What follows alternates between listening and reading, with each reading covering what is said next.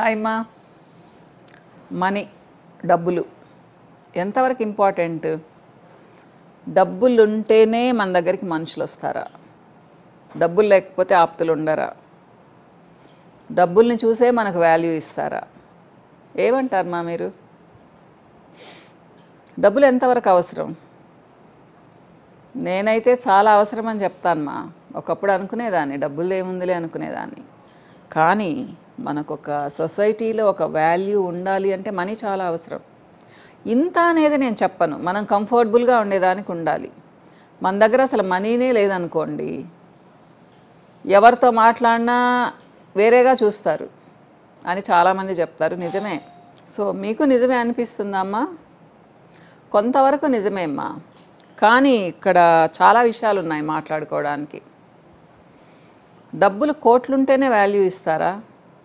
లక్షలుంటే value ఇవ్వరా? ఇస్తారు. మనము బాధ్యతగా ఉండాలి, ఒక పని చేస్తూ ఉండాలి, సోమరిపోతుల్లాగా ఉండకూడదు. నిజమ్మా. అంటే నేనేం చెప్తానంటే మనకొక వ్యక్తిత్వం అనేది ఉండాలి. ఇప్పుడు నేను చాలాసార్లు చెప్పాను, మేము కూడా చాలా టఫ్ పీరియడ్ని ఫేస్ చేశాము అని చెప్పేసి. ఎవరికి కూడా అమాంతం పైనుంచి డబ్బులు ఊడి పడవమ్మా కదా. ఎవరైనా కష్టపడి సంపాదించాలి. ఇప్పుడు నేను ఒక జాబ్ చేస్తున్నాను అనుకుందాము, ఒక చిన్న జాబ్, నాకు నెలకు ఒక 25,000 30,000 వస్తుంది అనుకుందాము.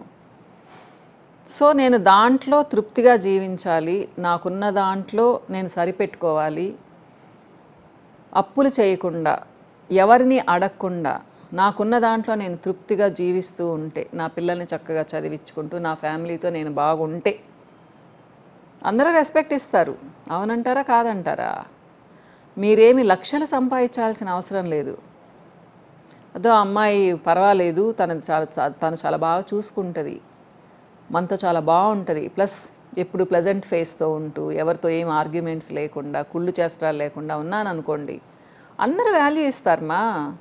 నాకు లక్షలు కోట్లు ఉండకపోవచ్చు, అయినా కానీ లలిత ఓకే, అన్నీ తన ఫ్యామిలీని తను చాలా బాగా చూసుకుంటుంది, పిల్లల్ని చక్కగా చదివిస్తుంది, పిల్లలు చాలా సంస్కారంతో ఉంటారు, మర్యాదతో ఉంటారు, చిన్న జాబ్ అయినా కానీ ముచ్చటగా ఇల్లు పెట్టుకొని ఉంటుంది, మంచిగా సంసారపక్షంగా ఉంటుంది, అప్పులు చేయదు అని నాకు వాల్యూ ఇస్తారు. నా దగ్గర ఇప్పుడు 100 కోట్లు ఉంది, నేను ఒక 150 కోట్లకు అప్పు చేశాను, అప్పుడు నాకు వాల్యూ ఇస్తారమ్మా? లేదు, ఇవ్వరు. ఈమెకు అంతా పైన జంబాలు ఉన్నాయి, అసలు ఈమెకు అసలు ఏమీ లేదు వెనకాల, వస్తే అప్పు అడుగుతుంది అంటారు. నేను చిన్న జాబ్ చేస్తూ అప్పులు అయిపోయి అప్పు అడిగితే అప్పులు చేస్తుంది అని దగ్గరకు రానివ్వరు. మీకు 100 కోట్లున్నా మీరు బాగా అప్పులు చేసేసి వెళ్ళి అప్పు అడిగితే అప్పుడు కూడా భయపడతారు, మీకేం వాల్యూ ఇవ్వరు, ఇంట్లోకి రానివ్వరు. అవునంటారా కాదంటారమ్మా? సో ఏంటి దీంట్లో మనం తెలుసుకోవాల్సింది? మీరు అనొచ్చు, లేదు మేడం మంచి చీరలు కట్టుకుంటేనే, మంచి నగలేసుకుంటేనే వాల్యూ ఇస్తారని అప్పుడప్పుడు కొంతమంది పెడుతుంటారు, కానీ వెనకాల నవ్వుకుంటారమ్మా. మీకు తెలీదు, మనకు ఊరంతా అప్పులు ఉన్నాయని చెప్పి తెలిసి మనం ఇంత పెద్ద చీరలు ఇంత పెద్ద నగలు వేసుకుంటే మన ముందేం అనకపోవచ్చు, చాలామంది వెనకాల చాలా నవ్వుకుంటారు, మనకేం వాల్యూ ఉండదు. అది మీరు తెలుసుకోవాలి. మీకు ₹1 అప్పు లేకుండా మీరు నల్లపూసల దండ వేసుకెళ్ళి సింపుల్ శారీ కట్టుకెళ్ళినా కానీ మీకు వాల్యూ ఇస్తారు. ఇంకొకటి కూడా చెప్తాను, ఇప్పుడు అట్లాంటి సర్కిల్తో ఎందుకు మనం వెళ్ళాలి? ఓన్లీ చీరల్ని చూసి నగల్ని చూసి వాల్యూ ఇచ్చే వాళ్ళతో ఎందుకు తిరగాలి? వాళ్ళు ఏంటి గొప్పమ్మా చెప్పండి నాకు. ఇది కూడా చాలామంది చెప్తుంటారు, దానికోసం డబ్బులు కావాలా మనకు? అంటే పెద్ద పెద్ద చీరలు నగలు కొనుక్కోవడానికి, సమాజంలో పెళ్ళిళ్ళల్లో చూపించుకోవడానికి మనకు డబ్బులు కావాలా? లేదా మనం కంఫర్టబుల్గా జీవించడానికి డబ్బులు కావాలా? దేనికి కావాలి చెప్పండి? ఎక్కడికి లిమిట్? కష్టపడి సంపాదించాలి, మన డబ్బులతో మనం బ్రతకాలి. ఇక్కడ ఒక ఎగ్జాంపుల్ చెప్తాను. నేను చూసిందమ్మా, నేను శారీస్ బిజినెస్ చేసేదాన్ని 2000లో 2000లో. సో అప్పుడు నేను 2 నెలలకు ఒకసారి ఫ్రెష్ స్టాక్ తెచ్చేదాన్ని. సో బెనారస్కి వెళ్ళేదాన్ని, కల్కటా ఎక్కువ వెళ్ళేదాన్ని, కోయంబత్తూరు వెళ్ళేదాన్ని. సో ఎలా ఉండేవాళ్ళంటే ఒకటేసారి 10-15 సారీస్ తీసుకెళ్ళిపోయేవాళ్ళమ్మా. నాకు అనిపించేది వీళ్ళకి ఏమన్నా పిచ్చా అనుకునేదాన్ని నేను. ఎందుకు ఇన్ని సారీస్ తీసుకుంటారు, ఎప్పుడు కడతారు అవన్నీ? మళ్ళీ నేను 2 నెలలకెళ్ళి మళ్ళీ తెస్తాను. దాంట్లో హాఫ్ మనీ ఇస్తారు, హాఫ్ మనీ మిగతా 2-3 నెలల్లో ఇస్తారనమాట. అవసరమా అమ్మ అన్నీ? నేను చెప్పేదాన్ని, ఎందుకు ఇన్ని తీసుకుంటున్నారు అంటే, తెలిసిన వాళ్ళే కదా వస్తూ ఉంటారు సారీస్కి. నా సెలెక్షన్ బాగుంటుంది కాబట్టి చాలా బాగా జరిగేది నాకు బిజినెస్. ఎందుకమ్మా మళ్ళీ నెక్స్ట్ మంత్ తెస్తాను కదా అనేసి. లేదు చాలా బాగున్నాయని చెప్పి తీసుకెళ్ళేవాళ్ళు అనమాట. మా అమ్మని, నీకెందుకే, నీకు అయిపోవడం కావాలా వద్దా అని అనేది అమ్మ. అమ్మ ఎందుకు ఇట్లా చేస్తారని అనేదాన్ని. నాకు అసలు నచ్చేది కాదమ్మా. ఇలా ఉండకూడదమ్మా మనం. సారీస్ అంటే అందరికీ ఇష్టమే, చక్కగా కట్టుకోవాలని ఉంటుంది. కానీ మన స్తోమత కూడా చూసుకోవాలి కదా. మగవాళ్ళ మీద అంతంత బర్డన్. వీళ్ళెవ్వరూ, నేను జాబ్ చేసే వాళ్ళ గురించి మాట్లాడడం లేదు. జాబ్ చేసేవాళ్ళు కొనుక్కుంటే అది వేరే విషయం. జాబ్ చేయని వాళ్ళ హస్బెండే కొనివ్వాలి వీళ్ళకి. అలాంటి వాళ్ళు ఎలా అమ్మా కొనుక్కుంటారు అన్ని బట్టలు? పోనీ బట్టలు కట్టుకున్నారు కూడా, మీరు ఫంక్షన్స్కి అంతా కట్టుకున్నారు, అప్పులు చేసి కట్టుకున్నారు, దాంట్లో ఏమైనా తృప్తి ఉంటుందా? మళ్ళీ అది అయితే అప్పులైతే తీరాలి కదా. నాకైతే 2-3 అలా ముగిచ్చేశారు కూడా. దాదాపు ఒక 25,000-30,000 వరకు నాకు రాలేదు. తర్వాత అడిగి మా డ్రైవర్ వెళ్ళి అడిగి అనమాట. ఇలా ఉండకూడదమ్మా. రెస్పెక్ట్ ఇవ్వరు వాళ్ళకి. ఇది గుర్తుపెట్టుకోవాలి. ఇకపోతే ఆప్తులు. మన డబ్బుల్ని చూసి మన దగ్గరకు వచ్చేవాళ్ళు ఏం ఆప్తులమా? ఇప్పుడు అలాంటి వాళ్ళు రాకపోతే ఏంటి మనకు చెప్పండి? వాళ్ళ అన్నదమ్ములైనా, అమ్మా నాన్నలైనా, అత్తమామలైనా, హస్బెండ్ వాళ్ళ వైపు అయినా, ఫ్రెండ్స్ అయినా, ఎవరైనా కానీ మనం ఎలా ఉన్నామో అలా మనల్ని యాక్సెప్ట్ చేసిన వాళ్ళే ఆప్తులు. కానీ మన దగ్గర బోల్డంత డబ్బులు ఉందని మన దగ్గరకు వచ్చేవాళ్ళు ఏం ఆప్తులు?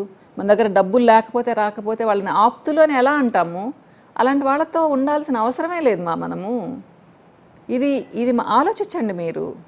అనుకుంటాం చాలామంది, అబ్బా డబ్బులు ఉంటే వాళ్ళు వస్తారు కదా, వీళ్ళు వస్తారు. ఎందుకు రాకపోతే ఏమవుతుంది మీకు ఎవరైతే క్లోజ్గా ఉంటారో, మీరు ఇప్పుడు ఎలా ఉన్నారో అలా మిమ్మల్ని యాక్సెప్ట్ చేసిన వాళ్ళతోనే క్లోజ్గా ఉండండి. మీ డబ్బుల్ని చూసి మీ దగ్గరకు వచ్చే వాళ్ళతో క్లోజ్గా ఎందుకు ఉంటారు? హాయ్ అంటే హాయ్ అని ఉండండి. అట్లా నేను మాట్లాడొద్దని చెప్పడం లేదు. ఫార్మల్గా ఉండండి. క్లోజ్గా ఉండాల్సిన వాళ్ళు కొంతమంది ఉంటారు, మన మనసుకు నచ్చుతారు. అందరికీ తెలుసు అది ఎవరు బాగుంటారు అనేది. కానీ మనం ఒక్కొక్కసారి మర్చిపోతాం. ఎందుకంటే హై స్టేటస్ ఉండే వాళ్ళతో ఫ్రెండ్షిప్ చేస్తే చాలా గొప్ప అనుకుంటాం. కాదమ్మా, అస్సలు కాదు. నిజంగా అభిమానంతో ఉండే వాళ్ళతో క్లోజ్గా ఉండాలి మనం. హై స్టేటస్ ఉండే వాళ్ళతో వెళ్తే వాళ్ళు ఇల్లు చూస్తారు, కారులో ఎక్కుతారు, ఫంక్షన్కి రెడీ అవుతారు, మంచి ఫుడ్ తింటారు. అంతకంటే ఏమొస్తుంది మీకు చెప్పండి? చాలామందికి ఇది, నేను కొంతమందిని చూశాను. అంటే ఇది నేను ఎంతసేపు అయినా మాట్లాడగలను. కానీ పలానా వాళ్ళ పెళ్ళికి వెళ్ళాలి అంటే నాకు నగలేదు, దానికోసంగా చీర కొనాలి, దానికోసంగా ఎంతో ఖర్చు పెడతారు. మన దగ్గర ఉంటే ఖర్చు పెట్టండి నేను ఎప్పుడు చెప్తాను, మీ దగ్గర బోల్డ్ ఎంత ఉంది ఎంజాయ్ చేయండి. కానీ లేకపోతే ప్రతి రూపాయ చూసుకోవాలి ప్రతి రూపాయ చూసుకోవాలి. రేపు ఎవరు ఇవ్వరు 1 రూపీ కూడా మనకు. మన బిడ్డల్ని సక్రమంగా పెంచుకోవాలి, మన బిడ్డల్ని చదివించుకోవాలి. మీరు ఒక్కళ్ళు ఉన్నారా, మీకు మంచి సాలరీ వచ్చిందా, ఎంజాయ్ చేయండి, నేనేమనను. కానీ పెళ్ళి చేసుకొని బిడ్డల్ని కన్న తర్వాత విచ్చలవిడిగా ఖర్చు పెట్టే హక్కు ఏ పేరెంట్స్కి లేదు. ఫస్ట్ బిడ్డలు ముఖ్యం, మన ఫ్యామిలీ ముఖ్యం, తర్వాతే చీరలు నగలు కొనుక్కోమంటాను నేను. దాచిపెట్టుకొని కొంచెం కూడబెట్టుకొని నగలు కొనుక్కోమంటాను. ఎందుకంటే బంగారు వాల్యూ ఎప్పుడు పెరుగుతుంది ఎప్పుడు పెరుగుతుంది. 25,000 పెట్టి ఒక చీర కొనుక్కునే కన్నా 25,000 పెట్టి ఒక నగ కొనుక్కుంటే మీకు అది ఫ్యూచర్లో చాలా ఉపయోగపడుతుంది. అంటే మీరు అంటారేమో ఎందుకు మేడం అనేసి. అంతే కదా, కష్టకాలంలో కూడా ఉపయోగపడుతుంది అది. మనం బ్యాంక్లో పెట్టి అప్పు తీసుకొని మనం దేనికైనా కానీ ఖర్చు పెట్టుకోవచ్చు. మన అవసరాలకు ఉంటుంది. చీరలేము 4 సార్లు కడితే మళ్ళీ 5వ సారి ఆ సర్కిల్లో కట్టలేము. 25,000 రూపాయల సారీని ఎందుకు కొనుక్కోవాలి? 5,000 రూపాయల సారీ కట్టుకొని వెళ్ళొచ్చు కదా మనం. మీ దగ్గర బోల్డంత కోట్లు ఉన్నాయి, అప్పుడు ఎంజాయ్ చేయండి. ఇలా మెంటాలిటీతో ఉంటే అసలు ఈ క్వశ్చన్సే రావుమా. ఏదో అంటారు చూడండి, వాళ్ళని చూసి మనం అలా ఉండాలని ఎందుకు అనుకోవాలి? మనలా ఉందాము. అందులో ఇప్పుడు అదృష్టం ఏంటి అంటే, ఒకప్పుడు ఇమిటేషన్స్ లేవు. మీకు మంచి శారీ కావాలి అంటే వేలల్లోకి వెళ్ళాలి.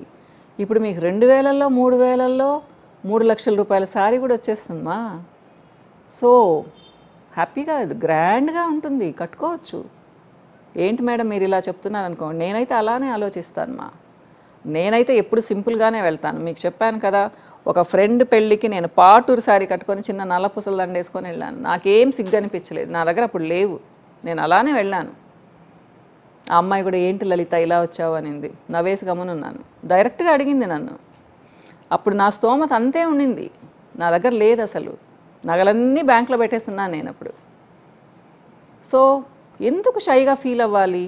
అసలు ఎందుకు మానేయాలి కూడా ఫంక్షన్స్? మనకు అమ్మాయి చాలా మంచిది, అమ్మాయి కూతురు పెళ్ళి నేను చూడాలనుకున్నాను, వెళ్ళాను, చూశాను.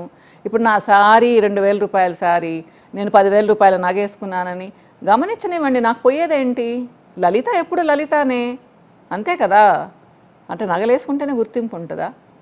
పెద్ద పెద్ద నగలేసుకునే వాళ్ళు ఎప్పుడూ ఉంటారు. నేను ఎప్పుడు సింపుల్గానే వెళ్తాను నా అంటే మీరు అనొచ్చు, మేడం మీరు పలానా పొజిషన్లో ఉన్నారని. నాకు అప్పుడు పెద్ద పొజిషన్ కూడా ఏం లేదు, మామూలుగా ఉన్నాను నేనైతే అలా ఆలోచిస్తాను. నేను ఇది కరెక్ట్ వే అనుకుంటాను. మీరు చెప్పండి నేను కరెక్టా కాదా అనేది. ఆప్తులు అనేది మన డబ్బుల్ని చూసి రాకూడదమ్మా, మనల్ని చూసి రావాలి, మన మీద అభిమానంతో రావాలి. అది మనం బుర్రబెట్టి తెలుసుకోవాలి. మనం కొంచెం ఆలోచించామంటే తెలుస్తుంది. డబ్బులున్నోళ్ళతోనే పరిచయాలు గొప్ప అనుకునే విధానం మారాలిమ్మా. అది మారితే మనం చాలా బాగుంటాం. ఆలోచించండి.